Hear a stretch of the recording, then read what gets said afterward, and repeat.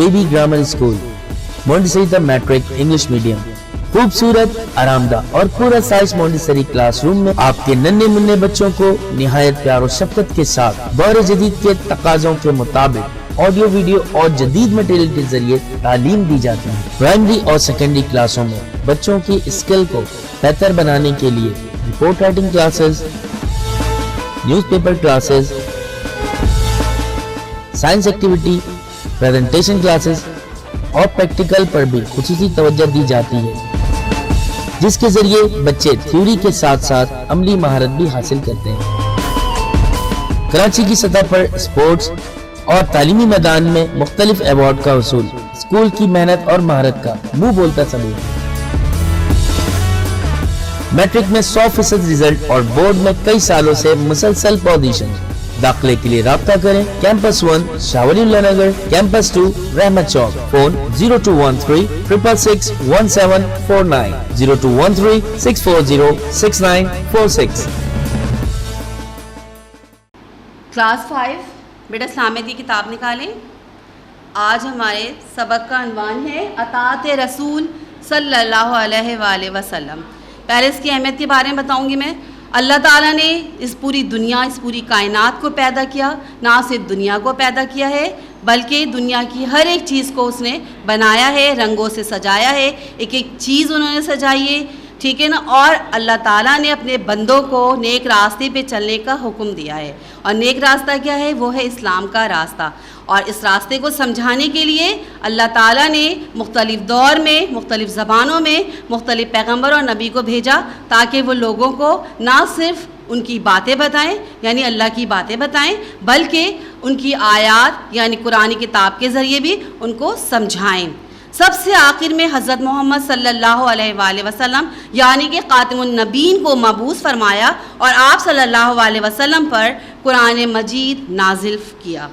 قرآن مجید میں اللہ نے دین کے اسلام کے راستے پر چلنے کے احکامات بیان کیے ہیں۔ کس طرح؟ کیونکہ کہا جاتا ہے قرآن جو ہے پورا عملی نمونہ ہے، کس طرح کیا کہ اس کی دنیا میں گزارنے کے سارے احکامات دیے گئے ہیں، ساری چیزیں بتائی گئی ہیں، کیا صحیح ہے اور کیا غلط۔ اب کوئی نبی یا پیغمبر نہیں آئے گا جو آپ کو سیدھے راستے پہ چلا سکے یا آپ کو سمجھا سکے یا بتا سکے، لیکن آپ کے پاس ایک چیز ہے، وہ ہے قرآن مجید۔ اس پہ عمل کریں گے، اسے پڑھیں گے اور سمجھیں گے۔ قرآن کے بارے میں کہا جاتا ہے پڑھو اور سمجھو۔ قرآن کے پڑھا اور سمجھا تو ساری باتیں ڈیٹیل سے بیان کی گئی ہے۔ اگر اس پہ عمل کریں گے تو ہم کیا ہوگا؟ نیک اور سیدھے راستے پہ چل سکتے ہیں۔ حضور صلی اللہ علیہ وسلم کی زندگی کا نمونہ اٹھا کر دیکھ لیں، ان کے بارے میں پڑھیں تو وہ ایک ایک باتیں، ایک ایک چیز نہ صرف انہوں نے بتائی ہے بلکہ انہوں نے اپنے سارے احکامات کو عمل کر کے دکھایا ہے کہ ایسا بندہ کر سکتا ہے اور یہ کوئی مشکل نہیں ہے۔ پیغمبر نبی کیا تھے؟ پیغمبر نبی ہمارے نیکوکار بندوں میں سے چنے گئے تھے۔ اللہ تعالیٰ پیغمبر یا نبی کو ہم لوگوں میں سے ہی چنتا ہے، لیکن وہ اس کے خاص مخصوص بندے ہوتے ہیں جو نیک اور معصوم ہوتے ہیں، اور ان کو لوگوں کی تعلیمات کے لیے چنا جاتا ہے تاکہ وہ لوگوں تک جائیں اور اللہ کے پیغام کو پہنچا سکے۔ وہ بہت معصوم ہوتے ہیں اور گناہ سے پاک ہوتے ہیں۔ اور اللہ تعالیٰ نے ارشاد فرمایا ہے کہ اور یہ رسول تمہیں جس بات کا حکم دے وہ کرو اور جس بات سے تمہیں روک دے اس سے باز رہو۔ یعنی اللہ نے کہا جس نے میری اطاعت کی، جسے مجھے جس نے مانا، اس کو ضروری ہو جاتا ہے اس کے لیے کہ وہ میرے پیغمبروں یا نبی پر ایمان لائے، اس کی باتوں پہ عمل کرے، اس کی باتوں پہ یقین رکھے، کیونکہ وہی ہیں جس کا میں نے ان کو جو حکم دیا ہے وہ آپ تک پہنچا رہے ہوتے ہیں۔ وہ کس طرح پہنچاتے ہیں؟ وحی کے ذریعے، پردوں کے ذریعے، آواز کے ذریعے، قرآنی آیات کے ذریعے اللہ سے ہم کلام ہوتے ہیں۔ اللہ تعالیٰ ان کو اپنے پیغمبروں کے ذریعے جو بھیج رہا ہے وہ کس طرح بھیج رہا ہے؟ الہام کر رہا ہے۔ کس طرح؟ لکھا ہوا ہے، ترجمہ ہے، یعنی رسول اپنی خواہش سے کوئی بات نہیں کہتا، یہ وحی ہے جو اس پر نازل ہوتی ہے۔ یعنی کہ وہ اپنی مرضی سے کچھ نہیں کہہ رہے، اللہ تعالیٰ نے جو کہا ہے، جو فرمایا ہے، اور جس بات سے روک دیں کہ یہ غلط ہے اور یہ صحیح نہیں ہے تو اس سے رک جانا ہی بہتر ہے۔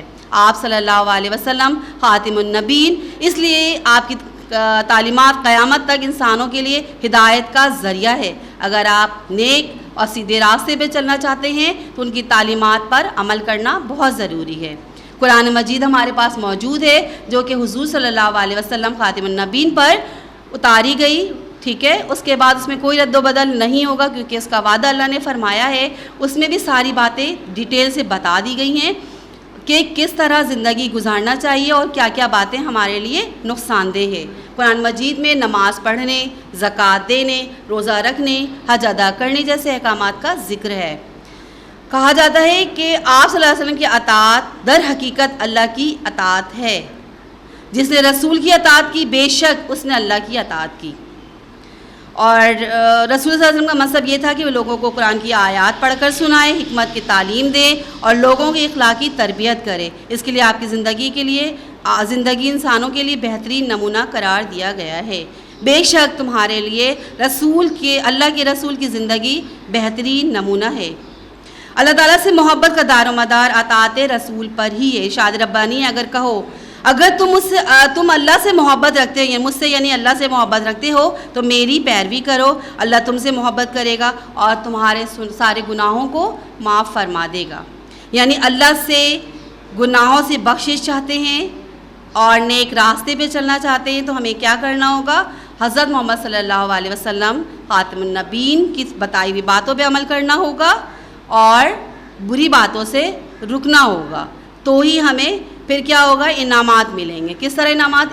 انعام کس طرح؟ جس طرح آپ اچھے کام کرتے ہیں کلاس میں یا اسکول میں یا گھر میں تو آپ کو اس کے بدلے میں انعام دیا جاتا ہے. اسی طرح اللہ تعالیٰ بھی اپنے بندوں پر انعام کس طرح کرتا ہے، اطاعت کس طرح کرے گا؟